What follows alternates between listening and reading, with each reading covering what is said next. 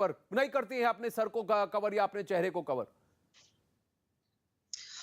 मेरी सबको राम राम और आनंद जी, ये हम अच्छी तरीके से जानते हैं और अतीकुर रहमान साहब भी बेहद अच्छी तरीके से जानते हैं। जिसको भी इस्लाम के बारे में जानकारी है, वो अच्छी तरीके से जानते हैं कि हिजाब नाम की कोई चीज जो है, वो पूरे इस्लाम का जो धर्म है, कुरान में कहीं लिखा ही नहीं गया है।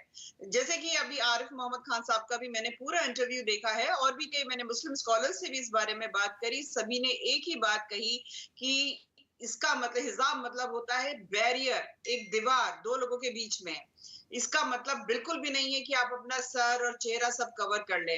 जबकि मैं कोई मुस्लिम स्कॉलर नहीं हूं, परंतु जो मुस्लिम स्कॉलर्स हैं, मैंने उनसे बात करी कि कहीं अगर मैं टेलीविजन पे बोल रही हूँ, कहीं गलत ना कह दूं।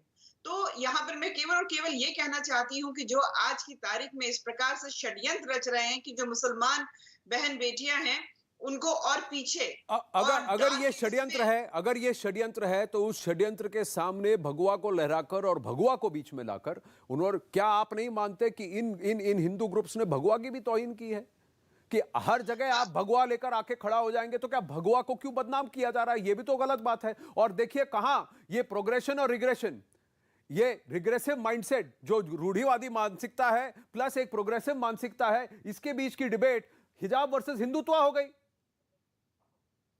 बिल्कुल नहीं होनी चाहिए थी और मुझे लगता है कि इसको और मैच्योर्ड तरीके से हैंडल किया जा सकता था और यहाँ पे हिजाब वर्सेस भगवा हो ही नहीं सकता है। दो धर्म है, बिल्कुल अलग अलग हैं। दोनों की जो एक कल्चर, एक संस्कृति है, वो बिल्कुल अलग अलग है। परंतु दुख मुझे ये होता है कि जो अपने आप को इस्लामिक स्कॉलर्स कहते हैं और उसमें महिलाएं भी बहुत सारी ऐसी जो मैं देख रही हूँ, खासतौर से ओवैसी साहब की पार्टी के रिप्रेजेंट करती हुई महिलाएं या कुछ ऐसी महिलाएं जो अपने आप को मुस्लिम लीडरशिप के रूप में आगे बढ़ाना चाहती हैं। उसके तहत जो मुस्लिम विमेन है, जो मेरे देश में जो मेरी मुस्लिम बहन रहती है, उनको पीछे धकेल रही हैं। यहाँ पर वैसे तो नहीं, मैं पीछे कहती हूँ कि धकेलने मेरे देश में पीछे धकेलने यूसीसी के लिए होना आपने, चाहिए, आप ये यूनिवर्सिटी नहीं बोर्ड मानेंगे होना अनिला जी, चाहिए। आप ये नहीं आनंद जी, मानेंगे अनिला जी कि कैन जो वन अपने आप प्लीज को कैन आई कंप्लीट? बिल्कुल आप कंप्लीट कीजिए, पर मैं आपसे यही कह रहा हूं अनिला जी कि जिनको जिनको इनको तकलीफ आपसे है यानी बीजेपी से, इन्होंने पॉलिटिकल ऑपोजिशन का झंडा पकड़ लिया, इन्होंने सैफरन का बहाना पकड़ लिया, रैशनलिज्म की बात नहीं करेंगे अतीकुर रहमान, क्योंकि अब अतीकुर रहमान के पास बहाना है कि वो आपके ऊपर निशाना साधे और भगवा को गाली दें। उनको तो बहाना मिल गया, देखिए उनको बहाना मिल गया कि वो भगवा को गाली दें। देखिए मैं आपको कह रहा हूं, मुझे तकलीफ होती है कि हमारे राष्ट्रीय ध्वज का अंग है भगवा, इस भगवे को इस तरह से बदनाम करने का हक किसी को नहीं है। और मैं आपको एक और बात बताऊं कि अगर हमारा राष्ट्रीय झंडा तिरंगा नहीं होता तो हमारा राष्ट्रीय झंडा भगवा होता। सदियों से हमने भगवे के लिए जाने गंवाई हैं, चाहे वो हिंदू हो, मुसलमान हो, बौद्ध हो, सिख हो, ईसाई हो, कोई भी हो, इस देश के हर नागरिक ने भगवे की लाज रखने के लिए इसको किया। लेकिन मैं वही कह रहा हूं कि बहाना मिल गया इन लोगों को कि भगवे की आड़ में आपके साथ आपको टक्कर दें और ये जो रूढ़िवादी मानसिकता है इससे बच जाएं, इस पर टिप्पणी करने से वो बच जाएं। अनिला जी, मैं ये कह रहा हूं, इनको ये चाहिए था। और मैं अतीकुर रहमान साहब आपसे भी कहूंगा, मैं बहुत निराश हूं कि जिनको ये कहना चाहिए था कि इस रूढ़िवादी मानसिकता, इस 20 साल की बच्चियां कर रही है जो कि 60 70 साल की जो हमारी सीनियर सिटीजन है वो नहीं करती। ईरान में नहीं किया जाता था, ईरान में 60 70 में नहीं किया जाता था, अफगानिस्तान में नहीं किया जाता था, आज किया जा रहा है। तो क्या हम आज फिर उन्हीं तालिबानी मानसिकताओं वालों की पैरवी करेंगे? बिल्कुल गलत है। अनिला जी कंप्लीट करें, अनिला जी कंप्लीट करें और फिर मैं आपकी तरफ आता हूं। देखिए ऐसे है कि जिनको अतीकुर भारतीय रहमान, जनता पार्टी को जो कुछ कहना है, बिल्कुल भारतीय जनता पार्टी अनिला को जी, बारे में जो कहना है कहते रहिए। बात यहाँ पे महिला की हो रही है। महिला चाहे वो किसी भी धर्म से आती हो, किसी भी जाति की से आती हो, अगर उसके उत्थान के रास्ते में कोई अड़चन बनकर आ रहा है तो 100 बार आवाज उठाएंगे। इस देश के प्रधानमंत्री नरेंद्र मोदी जी हैं जिन्होंने ट्रिपल तलाक से आजादी दिलवाई मुस्लिम बहन बेटियों को। हज जो है वो आज अकेले जा सकती है, उन्हें किसी गार्जियन की आवश्यकता नहीं होती है, ये आजादी दिलवाई। ओडीओपी के तहत जो है वो अपना काम आगे बढ़ा सकती है, सोशो इकोनॉमिक तरीके से वो इंडिपेंडेंट हो सकती है। ये आजादी जो है भारतीय जनता पार्टी की सरकार ने दिलवाई है, नरेंद्र मोदी जी ने दिलवाई है, योगी आदित्यनाथ जी ने उत्तर प्रदेश में दिलवाई है। यहाँ पे भारतीय जनता पार्टी वर्सेस अगर हिसाब करना जो चाहते हैं शौक से करें, परंतु जब उनको आपके धर्म मौका में ये दिया गया। नहीं लिखा अनिला हुआ जी है देखिए, मैं तो आप हमेशा से किस कहता आ रहा हूं, प्रकार से एक बात देखिए, मैं साफ दिल सीधी बात करता हूं कि हमारे देश के अंदर इस तरह की फंडामेंटलिस्ट ताकतों को मौका देने की जगह ही नहीं मिलनी चाहिए और उनको अवसर भी नहीं दिया जाना चाहिए।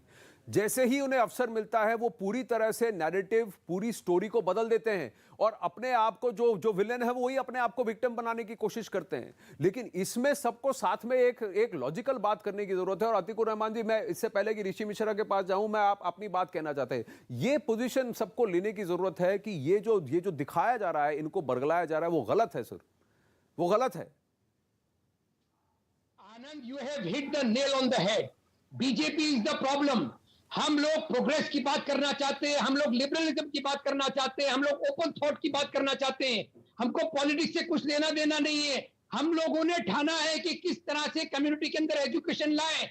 लेकिन ये मैंने आपसे पहले ही कहा, ये अगर एडमिनिस्ट्रेशन की तरफ से होता, प्रिंसिपल वाइस चांसलर की तरफ से होता, पर ये प्रिंसिपल और वाइस चांसलर की तरफ नहीं। पर मैं यही कह रहा हूं अतीकुर रहमान साहब, यही मैं आपसे डिफर करता हूं, क्योंकि मैं आपसे कह रहा हूं, आप अगर टाइमलाइन को देखें तो नवंबर और दिसंबर के महीने में ये बात वहां सुलझ गई थी, क्योंकि ये बच्चियां मान चुकी थी ऑलमोस्ट। ये कॉलेज के प्रिंसिपल और वहां के डेवलपमेंट काउंसिल का कहना है कि एक छोटे से कॉलेज में ये बात वो मान चुकी थी कि स्कूल का नियम है, उस नियम को हम फॉलो करेंगे। लेकिन उसके बाद इनको उकसाया गया और उकसाने वाली ताकतें बाहर की थी अतीकुर रहमान। मैं वही कह रहा हूं। और इसको मैं आपको इसको एडमिनिस्ट्रेशन इसकी कंप्लेंट के अरे उन्होंने किया नहीं, इन्होंने मैं आपको बता रहा हूं, वो 15 दिन बाद हुआ। मैं आपको कह रहा हूं 15 दिन तक, लेकिन आप जैसे लोग चुप थे। मैं आपको यही कह रहा हूं। नहीं अतीकुर रहमान, 15 दिन के बाद आप जैसे लोग चुप थे, इसीलिए उनको मौका मिल गया। और ये वो ताकतें हैं जिन्होंने आकर ये कहा, ये वो ताकतें हैं। इन ताकतों की मजम्मत करना जरूरी है। और ऋषि मिश्रा, ये आप मानेंगे, जैसे ही ये मामला पॉलिटिसाइज होता है, इरादे घूम जाते हैं। इस तरह से 18-20 साल के हमारे प्रोग्रेसिव जनरेशन को अगर आप रिग्रेसिव बातों को कहेंगे कि इसको करो तभी आपको पॉलिटिकल माइलेज मिलेगा, तो बहुत गलत है ऋषि मिश्रा। देखिए आनंद जी, मेरा स्पष्ट मानना है, धर्म से बड़ा राष्ट्र है और राष्ट्र की एकता और अखंडता पे कोई भी, चाहे वो भगवाधारी हो या हराधारी हो, हराधारी नहीं, बुर्काधारी बोलिए, सामाजिक समरसता को खत्म करने का प्रयास करती है, उसका घोर विरोध करना चाहिए। आपने बहुत महत्वपूर्ण सवाल आनंद जी उठाया कि तिरंगे का कोई अपमान कैसे कर सकता है। बिल्कुल, तिरंगे 3 कलर से बना है और इसी केंद्र सरकार के केंद्रीय मंत्री गिरिराज सिंह ने हरे कलर का अपमान किया था। हरा मतलब पाकिस्तान से इक्वेट किया था। तब आनंद जी जैसे सम्मानित पत्रकार को कष्ट नहीं होता है। नहीं, देखिए भगवा को कोसने वाले वो लोग भी हैं जिनकी पैरवी आप करते हैं, और इस हिजाब की तरफदारी करने वाले वो भी हैं जिनको कोसने में आपको तकलीफ होती है। जब कोई आकर ये कहे कि किसी स्कूल के अंदर मैं कुछ भी पहनूंगी, मैं स्कूल के रूल को नहीं फॉलो करूंगी, तो अब आप कहाँ थे? आपकी जुबान क्यों गायब हो गई? तब आप क्यों चुप बैठे थे? जिन्होंने कहा कि